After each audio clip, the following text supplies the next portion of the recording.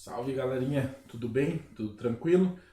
Continuando então, a gente vai comentar agora nessa aula sobre as características do uso do solo, tá? O uso adequado e o uso inadequado, beleza? Então, ó, coloquei aí para vocês em vermelho os exemplos, né, ou características do mau uso do solo, e em verdinho o que é bom fazer com o solo, né?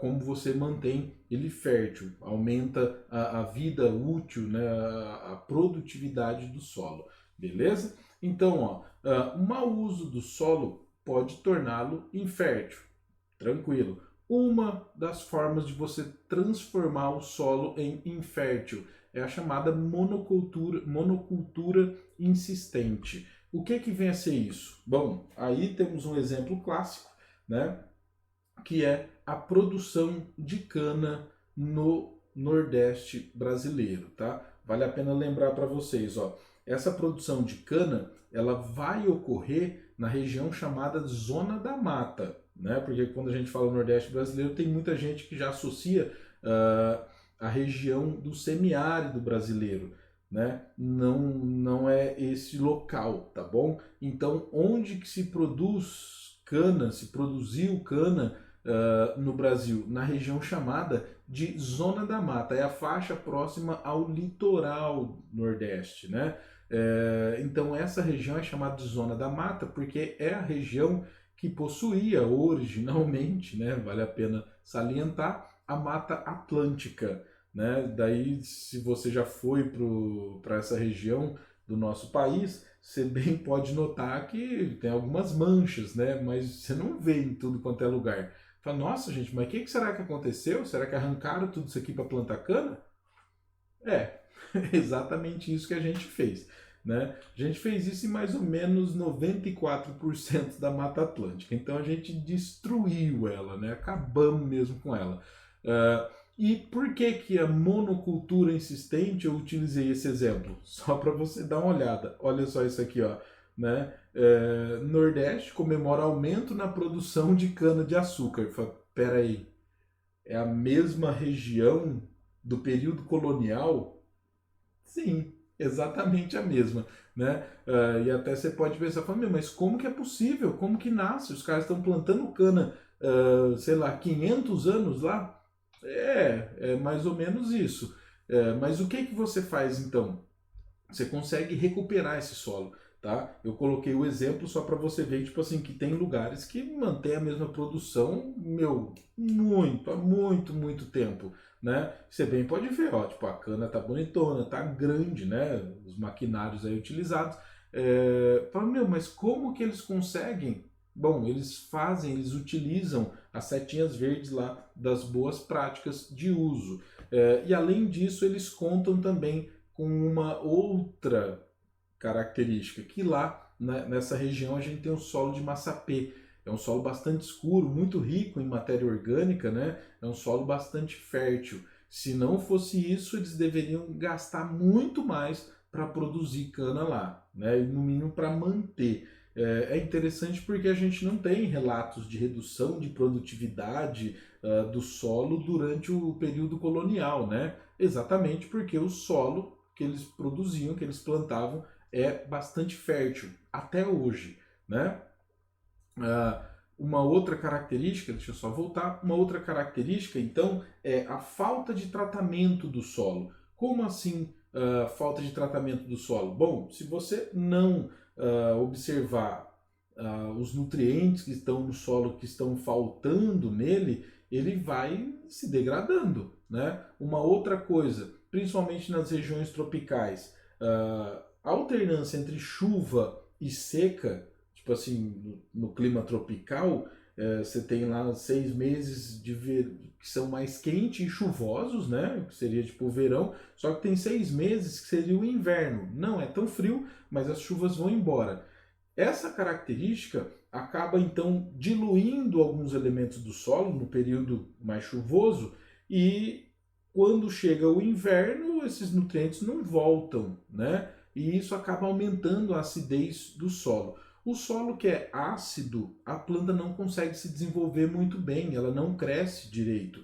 Então, para que você consiga produzir, você vai precisar jogar calcário, né? E aí você deixa o solo mais neutro e a planta consegue se desenvolver bem. Ou seja, se você não tratar o solo, se você não analisar o solo que você produz, ele vai perder a fertilidade. Fala, mas peraí, mas todo mundo que planta faz isso? Os que plantam e possuem dinheiro para pagar a análise do solo, para pagar o calcário, para pagar o fertilizante. Então, aquela ideiazinha da porcentagem de solo no mundo degradado é exatamente a população que não tem dinheiro, não tem as possibilidades para fazer isso exatamente, tá bom?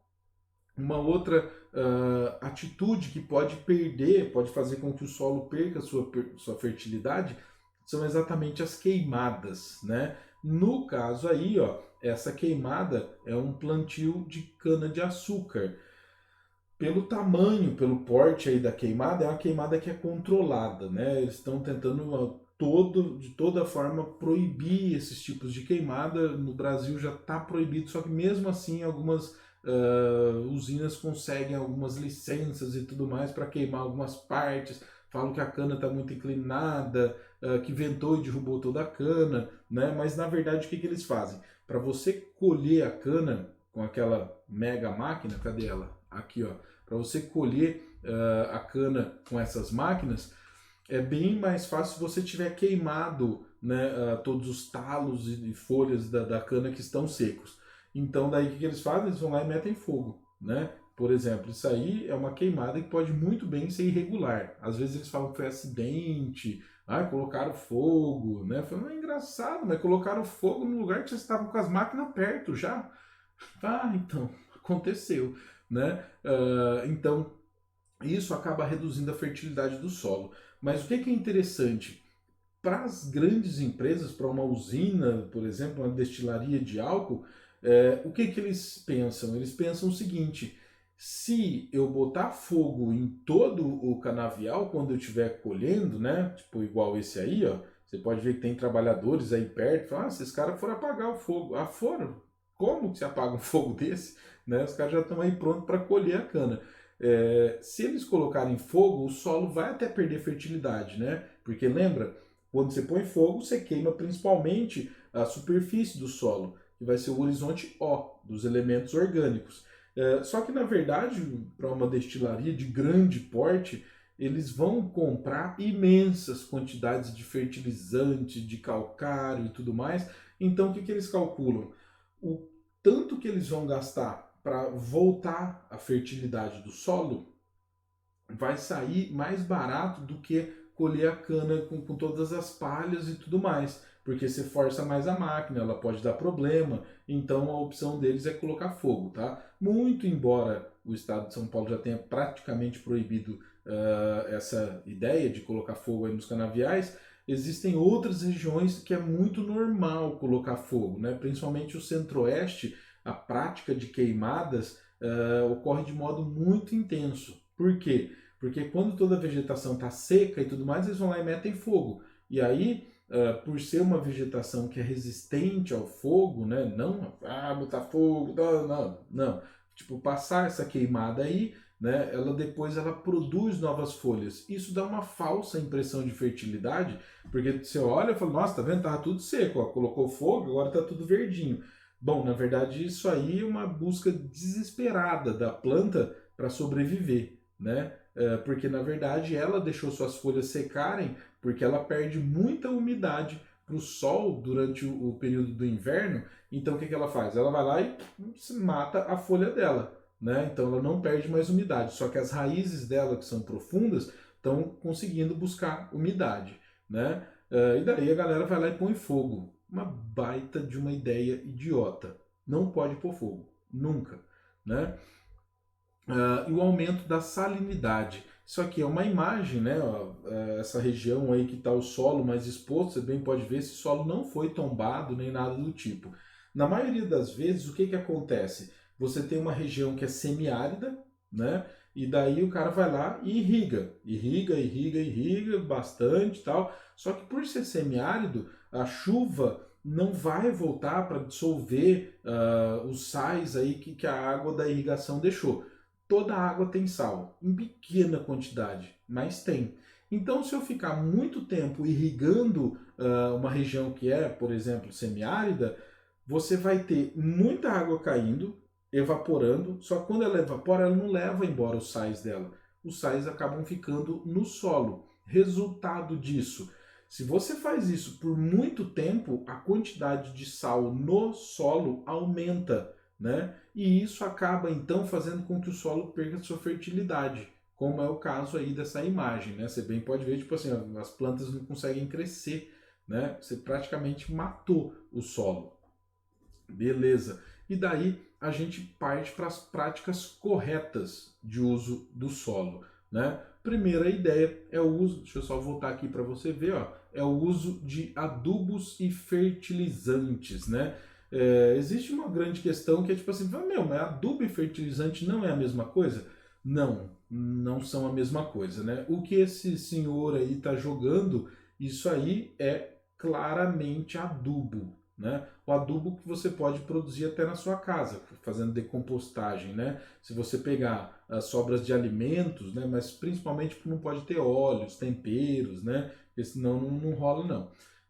Se você pegar, por exemplo, sei lá, resto de salada, de coisa que foi estragando na geladeira, né? Tomate, apodreceu lá tal, ao invés de você jogar fora, se você montar uma caixa certinho com terra e misturar esses restos aí lá nessa caixa, depois você joga a terra por cima e tudo mais, ele vai apodrecer, ele vai se decompor, só que ele vai se misturar ao solo. E na verdade, esse é os elementos que a planta tirou e criou, por exemplo, o tomate, é tipo você devolver para o solo, né? Então esse cara aí, ó, ele pode ter comprado esse adubo, ou então ele pode ter feito.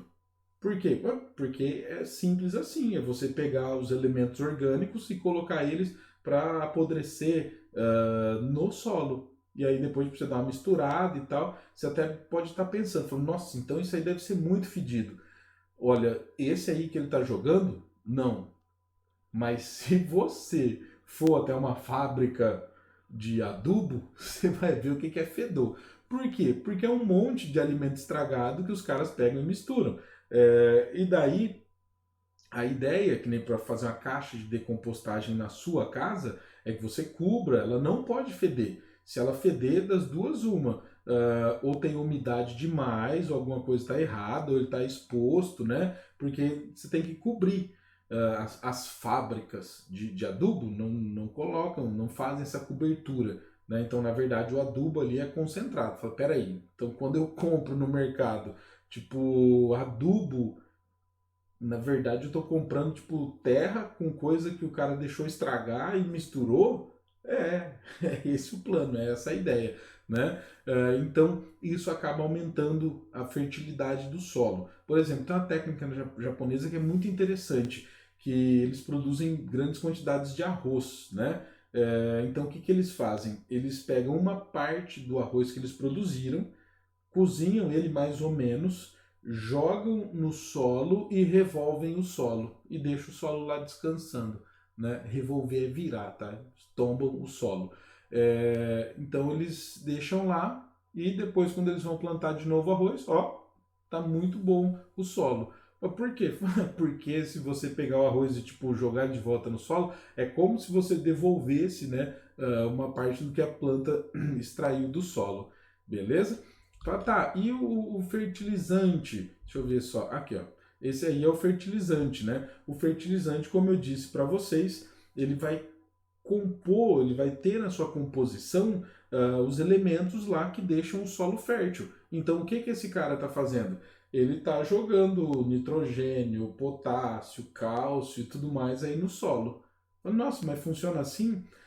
Ó, praticamente sim, mas por exemplo, o nitrogênio é muito difícil do solo conseguir absorver. Então, boa parte do fertilizante vai ser nitrogênio, tá? Ele consegue voltar todo o nitrogênio do solo? Não, não tanto. Agora, se o cara tipo tombasse a terra, aquela ideia do plantio direto lá, você acaba conseguindo voltar a fertilidade do solo e, por exemplo, voltar um pouco de nitrogênio para o solo, tá? Mais um aqui então, ó, rotação de culturas. A rotação de culturas é você não fazer aquele plantio insistente monocultor, né? Então pense assim, ó, em janeiro você vai lá e tipo, produz soja. Depois, no outro ano, ou sei lá, depois que você colheu a soja, você vai lá e planta milho. E tipo assim, nem isso você faz esse ano. A ideia aí da imagem é exatamente essa, ó. O C é soja, o D é milho. E daí, que nem esse ano, tipo janeiro, fevereiro, você mantém essas plantações. Depois, no outro ano, você troca, né? Por quê? Porque a soja e o milho vão precisar de diferentes nutrientes para se desenvolver. E então eles não vão extrair exatamente o mesmo continuamente, né? Então você consegue controlar melhor o uso do solo, beleza? E daí o controle de acidez, ó, isso aí é calcário, né? Nossa, mas parece tipo talco.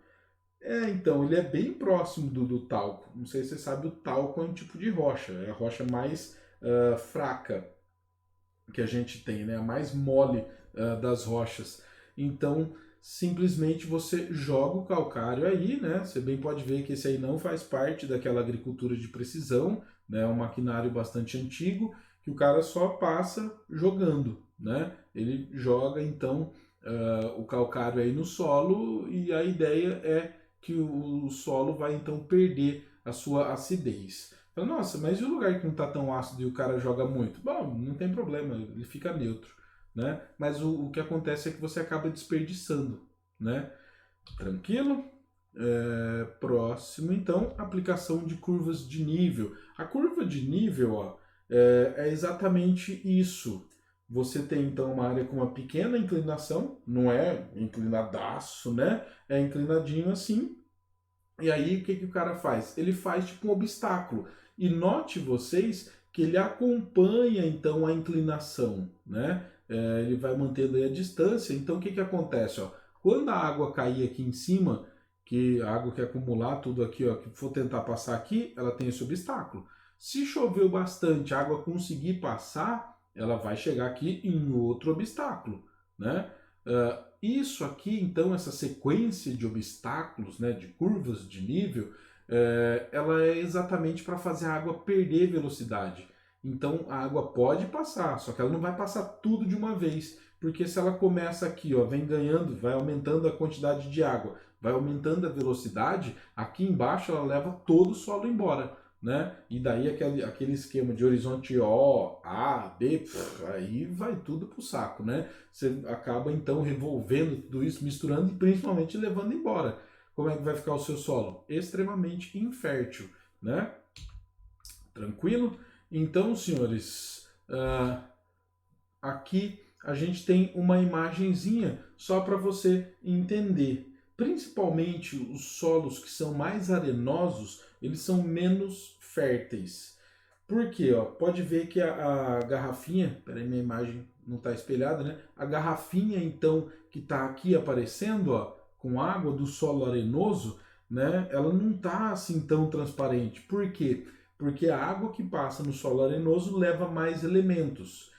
Já o solo mais fértil, ele vai ser melhor estruturado, né? Ele vai conseguir segurar melhor os seus elementos lá que acabam compondo a sua fertilidade. Então, quando a água passa, ó, ela não leva quase nada, né? Já se você fizer a experiência, como esse é o caso aí, ó, de pegar solo exposto, solo, sei lá, com restos de coisa ali por cima, e o solo com plantas, você nota exatamente isso aqui, ó. A drenagem em cada um deles vai ser completamente diferente. Ó, aqui um monte de terra veio embora junto, aqui pouca terra, mas veio, né?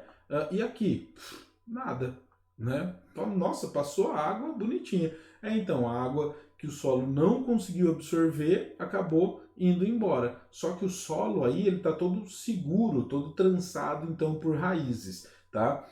Então, um dos bons modos de uso do solo está relacionado com o não desmatamento, né? Então, a gente tem uma característica nova de produção. É lógico que em grande escala você não consegue produzir assim tão bem, tão fácil, porque os maquinários não conseguem entrar, que é a chamada roça floresta, né? Que é o seguinte, você mantém a vegetação de árvores e tudo mais, e aí você planta lá no meio. E a produtividade é muito interessante, principalmente porque você não vai gastar com calcário, você não vai gastar com fertilizante, com adubo, com nada disso. Porque a própria vegetação se aduba, ela se regula. Beleza? Então, senhores, até mais. Bons estudos aí para vocês. Eu estou esperando ele acabar de falar a frase. Ah lá, ele acabou. Não sei por que ele ficou lento. Na internet tá tão bonitinho, eu coloquei aqui e ficou lerdo. Mas então, ó, beijão para vocês. Até mais. Tchau, tchau. Falou.